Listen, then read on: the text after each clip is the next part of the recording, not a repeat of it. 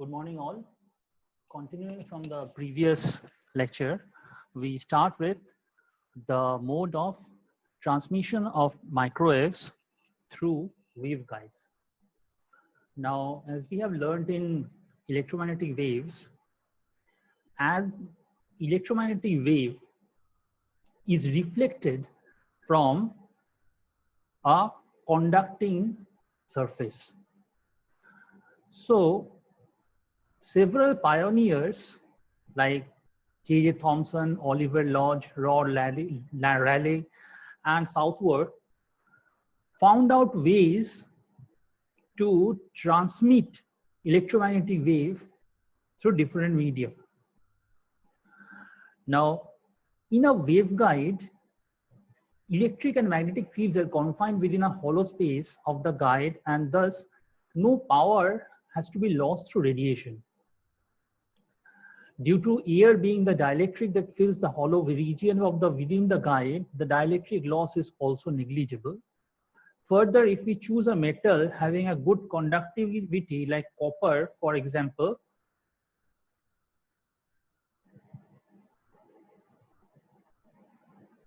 the conductor losses or ohmic losses at the guide walls are also negligible.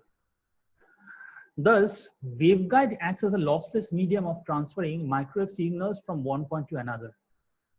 So essentially, we are constructing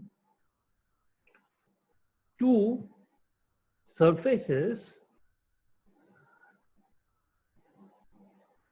or we are trying to construct something which is going to transfer electromagnetic wave such a way that it is not radiated out of the space. Also,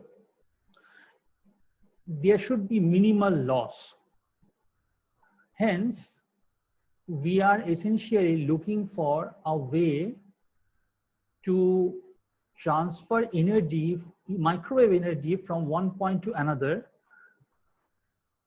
in a lossless manner. Now, if this pink line is going to depict the electromagnetic wave, we are going to keep the electromagnetic wave reflecting between these two surfaces or parallel conductors. Now, if the dielectric is very good dielectric, something like air or vacuum, there would be very less dielectric loss.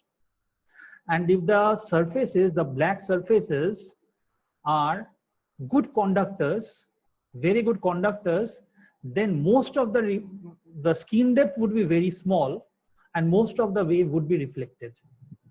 So 2 points essentially.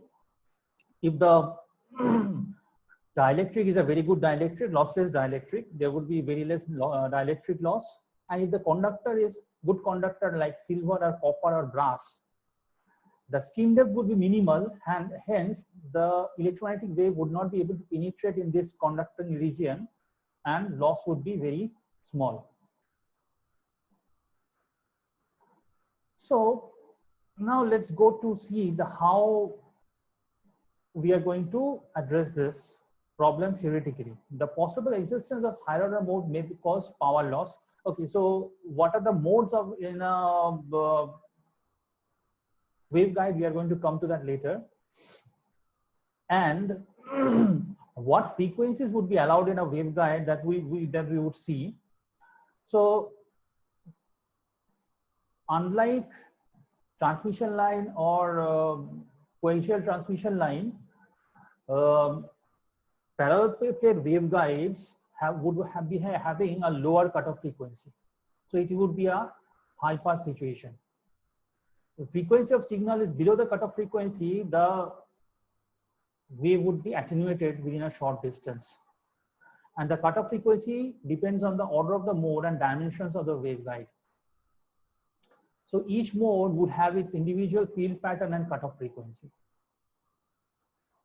So the dominant mode that is there is essentially the proper mode for using the waveguide.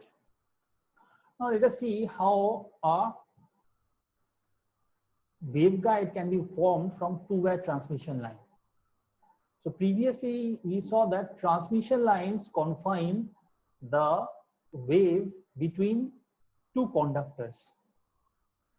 Now let us say that we connect the transmission line in this manner.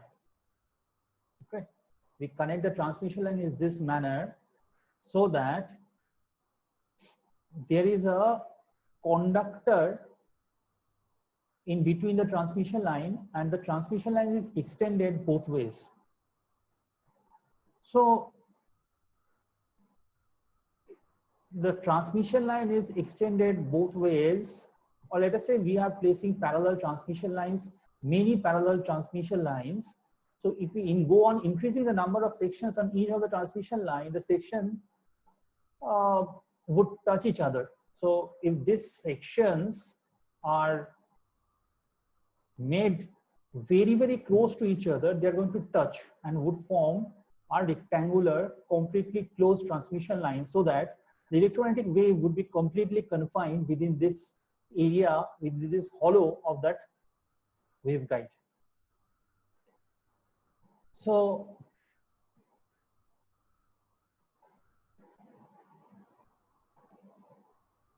the configuration shown in this picture is an estimation of how the transmission line can be thought as a model for a waveguide. Now, transmission lines were high pass, not high pass, low pass networks, but waveguides are high pass networks. So let us say this is a typical rectangular waveguide. The rectangular waveguide, in order to analyze it, we first have to go through the simple parallel plate waveguides, which are not going to have constriction in both sides.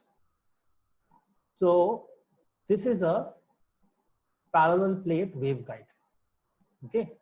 In the parallel plate waveguide, we have two conducting plates separated by a distance b. The width of the conducting plate is a, and length is infinity as long as it goes. So x, y, and z direction. Now, there are several modes of transmission. First, we call the transverse electric mode, transverse magnetic mode, and transverse electromagnetic mode.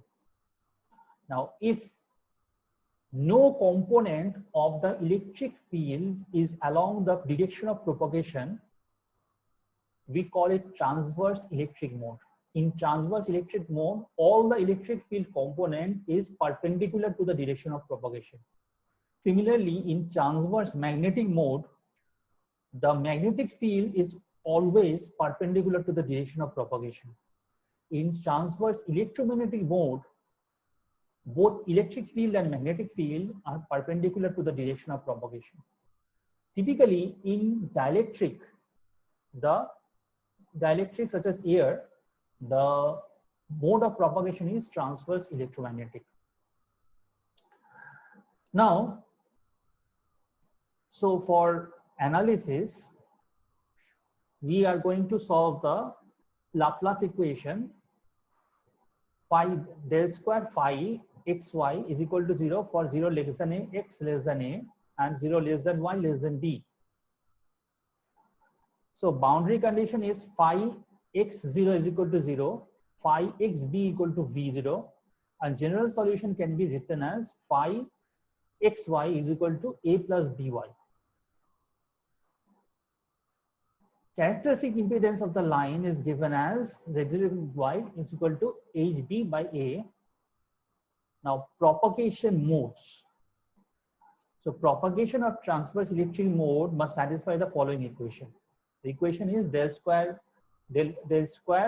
y square plus kc square hzxy equal to 0, where kc is the propagation constant.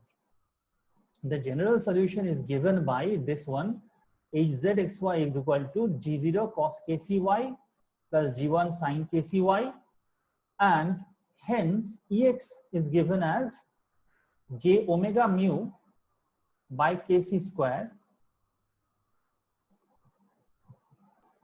j omega mu by kc square del h z del y equal to minus j omega mu by kc square del y hz xy exponential minus j beta z. The boundary conditions Ex equal to 0 at y equal to 0 b. So from there we see this solution. So this is going to be written from a book or something. That's to be studied from a book.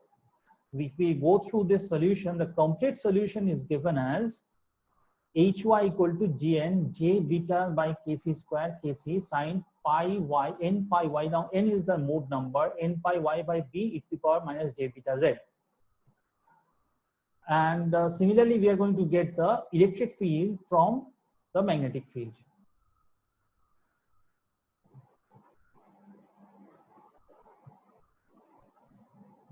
Now, the propagation constant. So we know that the propagation constant beta or the phase constant would be given as beta equal to k square minus n pi by b whole square. Now, if k square is less than n pi by b whole square, this propagation constant becomes imaginary and beta becomes imaginary. So there would be no, it cannot be exist. It cannot be there. Whereas if k square is greater than n pi by b whole square, we are going to get a solution and the electromagnetic wave would propagate. The cutoff frequency would be given as fc equal to n by 2b root over mu epsilon. So mu and epsilon is a dielectric constant of the medium inside the thing, and b is the thickness of the medium. So the guided wavelength can be defined as lambda g equal to 2 pi by beta, and the would be given as lambda by root over 1 minus lambda by lambda c whole square. The phase velocity is given as Vp equal to omega by beta, or the velocity of propagation is given as Vp equal to omega by beta, given as V is here root over mu epsilon, root over 1 minus fc square by f square, or V by 1 minus lambda by lambda c square.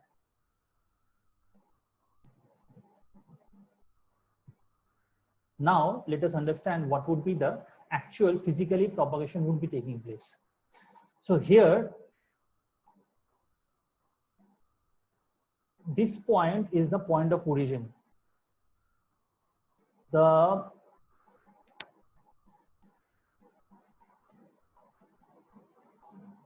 electromagnetic wave is launched from this point.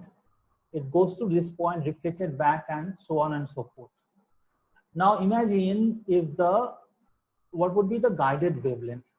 So that guided wavelength is getting elongated due to this angular direction of propagation.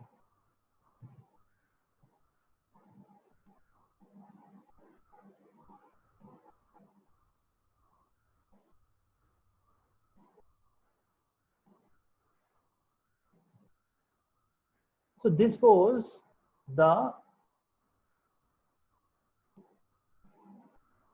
parallel plate waveguides. Then we would continue with the rectangular waveguide in the next lecture.